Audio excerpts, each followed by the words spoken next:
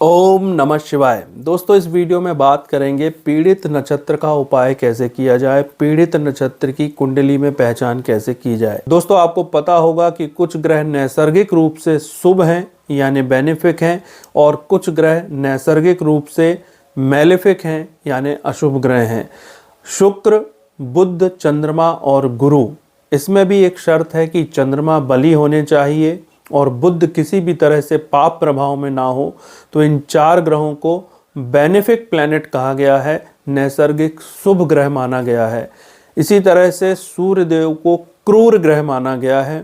सूर्य देव चूंकि कुंडली में हमारे जीवन में पिता के कारक ग्रह हैं और पिता को कई बार अपने बच्चों के भविष्य को देखते हुए उनके प्रति क्रूर होना पड़ता है, इसलिए सूर्य देव को भी क्रूर ग्रह माना गया है। वहीं मंगल, शनि, राहु और केतु को मैलेफिक ग्रह माना गया है, अशुभ ग्रह माना गया है, पाप ग्रह माना गया है। अब दोस्तों, मंगल का संबंध हमारे मांगलिक उत्सव से भी होता है। मंगल का बड़ा महत्व है। मंगल के रंग का उपयोग हमारे हिंदू कल्चर में सबसे ज़्यादा किया जाता है। मांगलिक उत्सव में नाम ही है मंगल।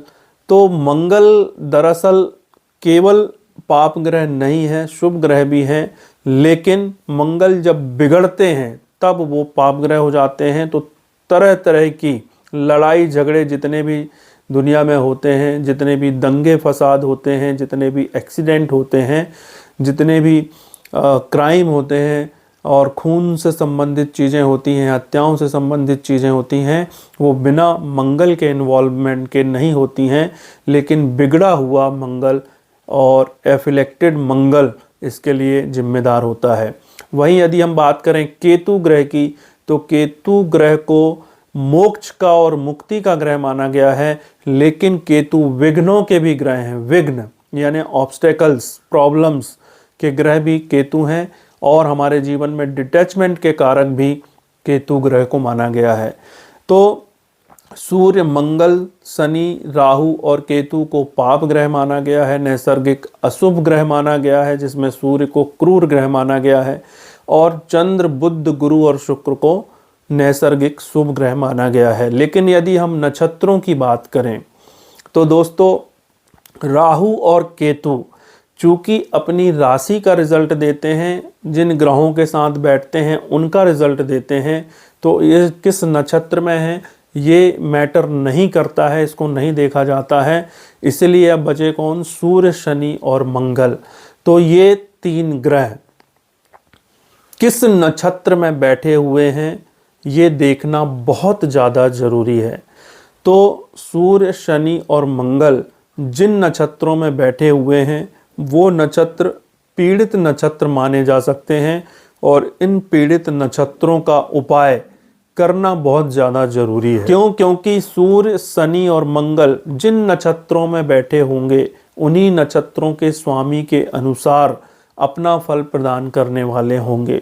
यदि वो अच्छे ग्रहों के नक्षत्र में बैठे हुए हैं, शुभ ग्रहों के नक्षत्र में बैठे हुए हैं, तो किसी भी तरह के उपाय करने की ज़रूरत नहीं है। उनके कारक तत्वों का उपयोग करके आप उन्हें बैलेंस कर सकते हैं।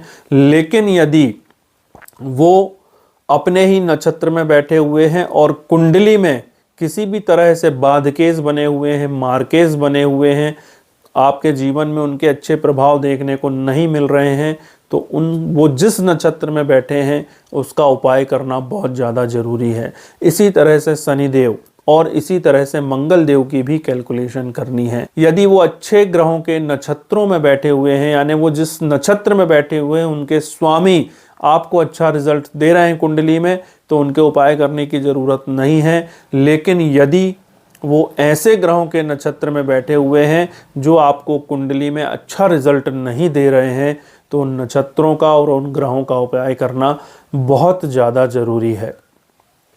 तो दोस्तों, पीड़ित नक्षत्र की बात इस वीडियो में करना था कि पीड़ित नक्षत्र कौन सा होता है। तो मैंने आपको बताया कि सूर्य, मंगल और शनि जिन नक्षत्रों में बैठे हुए हैं वो नक्षत्र पीड़ित नक्षत्र माना जाता है। उसका उपाय करना बहुत ज़्यादा ज़रूरी है।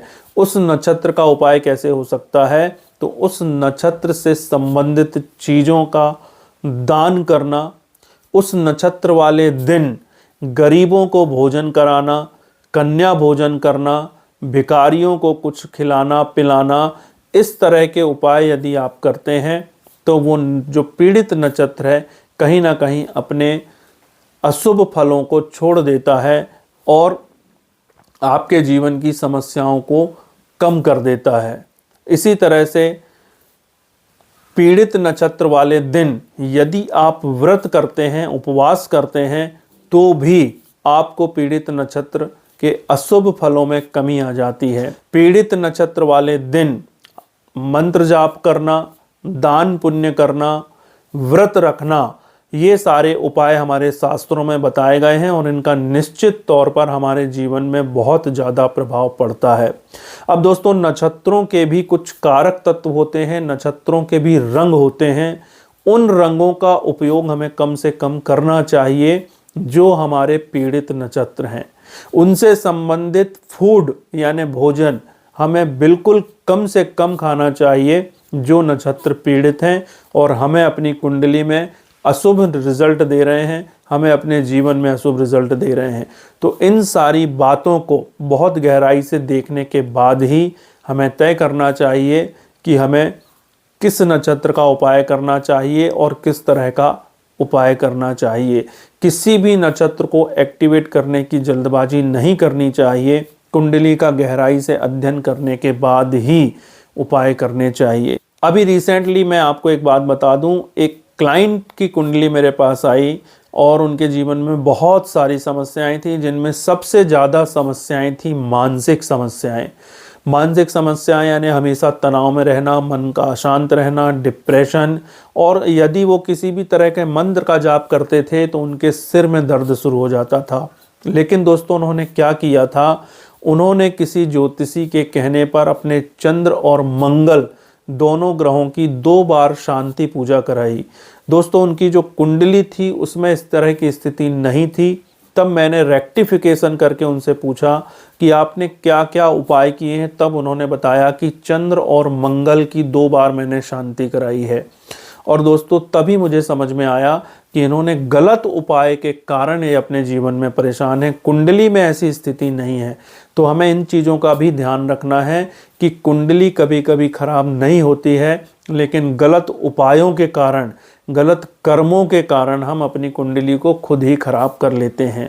चंद्रमा हमारे मन का कारक है। यदि कुंडली में बहुत ज़्यादा वीक है, बहुत ज़्यादा कमज़ोर है और आप उसको शांत कर देते हो तो वो तो और ज़्यादा कमज़ोर हो, बचा ही नहीं। और दोस्तों, मन का स्ट्रांग होना ज़रूरी है, मन का मजबूत होना ज़रूरी है, क्योंकि मन के जीते जीत है, मन के हारे हार। इसी तरह से मंगल क्या है, मंगल हमारा शरीर है। मंगल और चंद्र हमारे शरीर में ब्लड के कारक हैं। मंगल एनर्जी के कारक हैं, ऊर्जा के कारक हैं। मंगल मेहनत के कारक हैं। मंगल शौर्य, साहस और पराक्रम के कारक हैं। यदि मंगल हमारी कुंडली में बिल्कुल शांत हो जाएंगे तो हम क्या एक्टिविटीज़ कर पाएंगे। ये तो इसी तरह की बात हो गई कि किसी व्यक्ति के शरीर में 5 ग्राम खून है और उसको किसी ने एडवाइस दे दी कि आप हर महीने ब्लड डोनेट करो। तो ध्यान से हर चीज़ों को समझकर उपाय करने ज़रूरी हैं। ज़्यादातर लोगों के जीवन में उपाय इसलिए भी काम नहीं करते हैं क्योंकि वे उपाय लॉजिकल नहीं होते हैं, वे उपाय सही नहीं होते हैं। और दोस्तों, हमारे जीवन में यदि गलत उपाय अगर हम करते हैं तो हमें बहुत ज़्यादा दुष्परिणाम मिलते हैं। तो इन चीज़ों का ध्यान रखिए।